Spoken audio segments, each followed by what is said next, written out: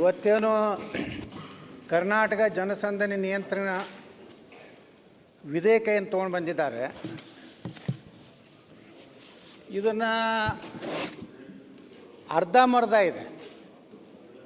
ಪೊಲೀಸರಿಗೆ ಹೆಚ್ಚು ಅಧಿಕಾರಗಳನ್ನು ಕೊಡೋದು, ಯಾರು ಜನಪರ ಹೋರಾಟ ಮಾಡ್ತಾರೆ, ಯಾರ ಜನರ ಸಮಸ್ಯೆಗಳ ಸಲುವಾಗಿ ಸರ್ಕಾರದ ಗಮನ ಸೆಳೆಯೋಕ್ಕೆ ಇವತ್ತೇನು ಹೋರಾಟ ಮಾಡ್ತಾರೆ ಅದನ್ನು ಹತ್ತಿಕ್ಕುವಂಥ ಒಂದು ಬಿಲ್ಲು.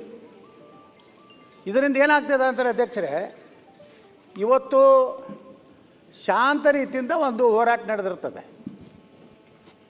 ಆಡಳಿತ ಪಕ್ಷ ಇವತ್ತು ಕಾಂಗ್ರೆಸ್ ಇರ್ಬೋದು, ಬಿ ಜೆ ಪಿ ಇರ್ಬೋದು, ಅದನ್ನು ಹೇಳಕ್ಕೆ ಹೋಗೋದಿಲ್ಲ. ಯಾವ ಆಡಳಿತದಲ್ಲಿರುವಂಥವ್ರು ಹೇಳಿಬಿಡ್ತಾರೆ ಅಲ್ಲಿರುವಂಥ ಅಧಿಕಾರಿಗೆ ಇದನ್ನೇನಾದರೂ ಮಾಡಿ ಇದನ್ನು ಬಡಿಬೇಕು, ಇವ್ರನ್ನೆಲ್ಲ ಕೇಸ್ ಹಾಕಬೇಕು, ಇವ್ರಿಗೆ ಜೀವಾವಧಿ ಶಿಕ್ಷೆ ಹಂಗಂಗೆ ಏನು ಮಾಡಬೇಕು ಅನ್ನೋಂಥದ್ದು ಹೇಳಿಬಿಡ್ತಾರೆ. ಅಂಥ ಅಧಿಕಾರಿ ಒಬ್ಬ ಯಾರೇ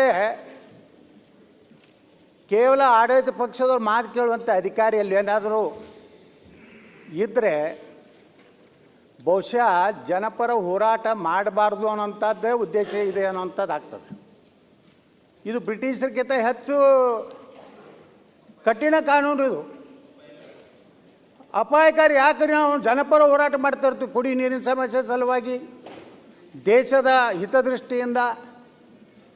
ಇವತ್ತು ಮಾನ್ಯ ಗೃಹ ಸಚಿವರು ಬೆಳಗಾವಿಯ ಹೋರಾಟದ ಬಗ್ಗೆ ಪ್ರಸ್ತಾವ ಮಾಡಿದ್ರು. ಅದು ನಮ್ಮ ಹೋರಾಟ, ಒಂದು ಸಮುದಾಯ, ಲಿಂಗಾಯತರ ಒಂದು ಸಮುದಾಯದ ಹೋರಾಟ. ಅಲ್ಲಿ ಒಬ್ಬ ಹಿರಿಯ ಪೊಲೀಸ್ ಅಧಿಕಾರಿ ಬಂದು ಬಿನ್ ಡ್ರೆಸ್ನಲ್ಲಿ ಬಂದು ಲಾಠಿ ಚಾರ್ಜ್ ಮಾಡಬೇಕಾದಂಥ ಏನೇನು ಪೂರ್ವ ಕ್ರಮಗಳನ್ನು ಕೈಗೊಳ್ಳದೆ ಅದಕ್ಕೆ ಆದಂಥ ಒಂದು ಪ್ರೊಸೀಜರ್ ಇದೆ. ರಾಷ್ಟ್ರೀಯ ಮಾನವ ಹಕ್ಕು ಮಂಡಳಿಯವರು ಯಾವುದೇ ಒಂದು ಲಾಠಿ ಚಾರ್ಜ್ ಮಾಡಬೇಕಾದ್ರೆ ಇವೆಲ್ಲ ಪ್ರೊಸೀಜರ್ಗಳನ್ನು ಫಾಲೋ ಮಾಡಿದ ಮೇಲೆ ನಿಯಂತ್ರಣ ಆಗುವುದಿಲ್ಲ, ನಮ್ಮ ಕಂಟ್ರೋಲ್ ದಾಟಿ ಹೋಗಿದೆ, ಸಿಕ್ಕಾಪಟ್ಟೆ ಬಸ್ಸುಗಳಿಗೆ, ಸಾರ್ವಜನಿಕ ಆಸ್ತಿಗಳಿಗೆ ಬೆಂಕಿ ಹಚ್ತಾ ಇದ್ದಾರೆ ಅನ್ನೋಂಥದ್ದು ಆ ಸ್ಪಾಟ್ ಆಗಿರುವಂಥ tahsildar, assistant commissioner, deputy commissioner ಅವರಿಗೆ ಕನ್ವೀನ್ಸ್ ಆದಮೇಲೆ ಇಡೀ ಆವರಣದಲ್ಲಿರುವಂಥ ಎಲ್ಲ ಜನರಿಗೂ, ಏನು ಜಿಲ್ಲಾಧಿಕಾರಿ ಆಗಲಿ, ಅಸಿಸ್ಟೆಂಟ್ ಕಮಿಷನರ್ ಆಗಲಿ, ತಹಸೀಲ್ದಾರ್ ಆಗಲಿ, ಏನು ಸೂಚನೆಯನ್ನು ಕೊಡ್ತಾ ಇದ್ದಾರೆ ಎಲ್ಲರ ಕಿವಿಗೆ ಬೀಳುವ ರೀತಿಯಲ್ಲಿ ಇವತ್ತು ಘೋಷಣೆ ಮಾಡಿ ನಾನು ಲಾಠಿ ಚಾರ್ಜ್ಗೆ ಆದೇಶ ಮಾಡ್ತಾ ಇದ್ದೇನೆ ಅನ್ನೋಂಥದ್ದು ಹೇಳಬೇಕಾವು. ಆದರೆ ಅಧ್ಯಕ್ಷರು ಏನಾಗ್ತಾ ಇದೆ, ಒಂದು ಹೋರಾಟವನ್ನು ಇದೇ ಬ್ರಿಟಿಷರು ಇದೇ ಮಾಡಿದ್ರು. ಈಗ ಬಿಲ್ಲಿಗೆ ಸಂಬಂಧ ಮಾತಾಡಿ, ನಾ ಬಿಲ್ಲಿಗೆ ಸಂಬಂಧಪಟ್ಟಿದೆ ಇದನ್ನು ಬಿಟ್ಟು ನೋಡ್ರಿ ಅಧ್ಯಕ್ಷರೇ, ನೀವು ಎಲ್ಲ ಈ ಕಂಡೀಷನ್ ಹಾಕ್ತಾ ಇದ್ದಾರೆ ಇವರೆಲ್ಲ. ಹೇಳಿ 10 ದಿವಸ ಮೊದಲು ಹೇಳಬೇಕು, 7,000 ಸೇರ್ತಾರೋ 70,000. ನೋಡ್ರಿ ಅಧ್ಯಕ್ಷರೇ, ಯಾವುದೇ ಹೋರಾಟಗಾರರಿಗೆ ಎಷ್ಟು ಜನ ಸೇರ್ತಾರೋ ಅಂದಾಜು ಯಾರಿಗೂ ಇರುವುದಿಲ್ಲ. ಯಾಕಂದ್ರೆ ಒಂದೊಂದು ಹೋರಾಟ ಹೆಂಗೆ ಮೂವ್ಮೆಂಟ್ ತಗೋತಾ ಅಂದರೆ, ಇವತ್ತು ರೈತರು ಹೋರಾಟ ಆಗ್ತದೆ. ನಾವೇ ಒಂದು ಬಿಜಾಪುರನಾಗ ಒಂದು ಹೋರಾಟ ಮಾಡಿದ್ದೀವಿ. ಬರೀ ನಮ್ಮ ಯಾವ ಪ್ರಾರಂಭದ ಹಂತದಲ್ಲಿರುವಂಥ ಹೋರಾಟ ಒಂದು 200 ಮಂದಿ ಇದ್ದರು. ಮಧ್ಯದಲ್ಲಿ ಬಂದಾಗ ಗಾಂಧಿ ಚೌಕಿಗೆ ಬಂದಾಗ 25,000 ಜನ ಆದರು. ಇದು ಯಾವ ಆಧಾರದ ಮೇಲೆ ಇವತ್ತು ಪರ್ಮಿಷನ್ ತೊಗೊಂಬಂದು 7,000 10,000 ಅಂತ ಹೇಳ್ತಿರಲ್ಲ ಅಧ್ಯಕ್ಷರೇ. ಇದನ್ನು ಯಾವ ರೀತಿ ಅಂದಾಜು ಮಾಡಲಿಕ್ಕೆ ಯಾವುದೇ ಹೋರಾಟಗಾರಿಗೆ ಇವತ್ತು ಸಾಧ್ಯ ಇಲ್ಲ. ಅದಕ್ಕೆ ಅಧ್ಯಕ್ಷರೇ, ಇವತ್ತು ನೀವೇನು ರಿಸ್ಟ್ರಿಕ್ಷನ್ ಹಾಕ್ತಾ ಇದ್ದೀರಲ್ಲ, ಯಾರು ಹೋರಾಟ ಮಾಡ್ತಾರೋ ಅವ್ರಿಗೆ ಜವಾಬ್ದಾರಿಯನ್ನು, ರೆಸ್ಪಾನ್ಸಿಬಿಲಿಟಿ, ಅಕೌಂಟಬಿಲಿಟಿಯನ್ನು ಫಿಕ್ಸ್ ಮಾಡ್ತಾ ಇದ್ದಿರಲ್ಲ, ಅಧಿಕಾರಿಗಳಿಗೂ ಸಹ ಇದೇ ಶಿಕ್ಷೆ, ಇದೇ ರೀತಿ ದಂಡ ಹಾಕಬೇಕು.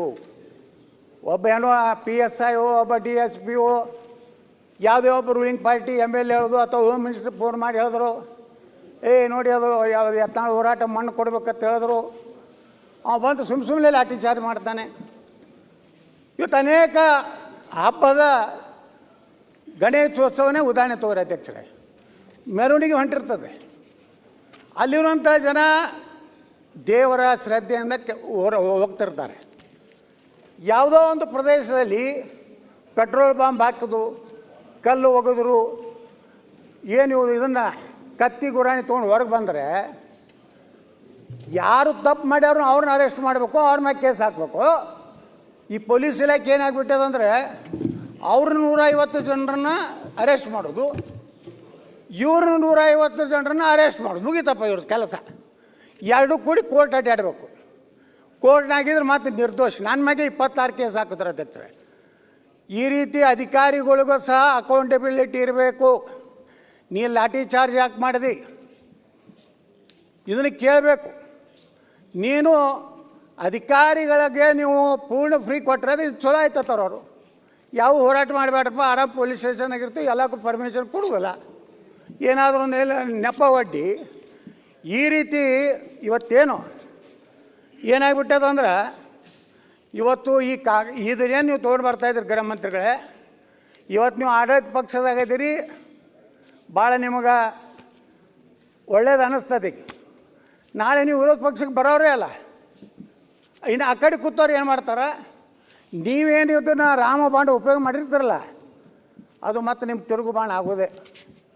ಅದಕ್ಕೆ ಯಾವುದೇ ಒಂದು ಕಾನೂನಿನಲ್ಲಿ ತಿದ್ದುಪಡಿ ವಿಧೇಯಕ ತರಬೇಕಾದ್ರೆ ಅದರ ಮೆರಿಟ್ಸ್ ಆ್ಯಂಡ್ ಡಿಮೆರಿಟ್ಸ್ಗೆ ಹೋಗ್ಬೇಕು.